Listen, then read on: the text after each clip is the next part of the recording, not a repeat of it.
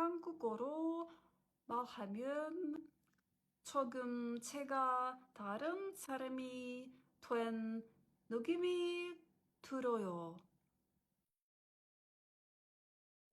Why speaking in Korean can feel more uncomfortable than it should? People often think language anxiety is about making mistakes or worrying about how we sound. Well, if it were completely true, it would feel the same everywhere, right? But it doesn't. You can speak Korean in your class. You can speak Korean with friends. But then suddenly in a meeting, in the shop, with your partner's parents, or calling customer service, your brain just freezes. So what changed? Not the vocabulary, not your skills, it's status.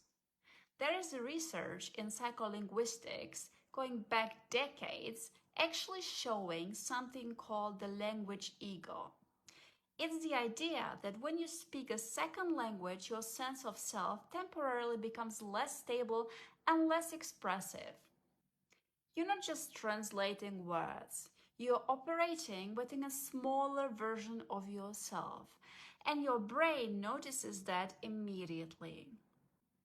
In social psychology, this actually overlaps with something called social evaluative threat. It's basically the same system that activates when you're being judged in public speaking. Your heart rate rises, you feel this dryness in your mouth, sometimes your memory drops, and speech just becomes simpler and clunkier. So when speaking Korean suddenly feels tense, it's usually not the fear of grammar, it's a fear of becoming lower status than you actually are. That's why situations like ordering food, talking in meetings, meeting your partner's family, or speaking to officials feels different from chatting with your friends. It's because your brain is actually tracking hierarchy. So instead of asking, why do I sound worse in Korean than I do in English? Try asking, what version of myself I am actually afraid people are seeing right now? Less intelligent? Less competent? Less interesting? Less adult? Once you see that, the hesitation actually makes sense.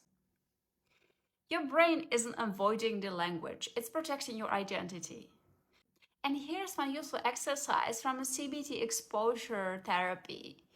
Don't wait until a sentence feels natural. Just say one slightly imperfect sentence on purpose, especially in a situation where stakes are high, where the status matters a little. And then just use a coping statement that's believable to you, not a fake confidence.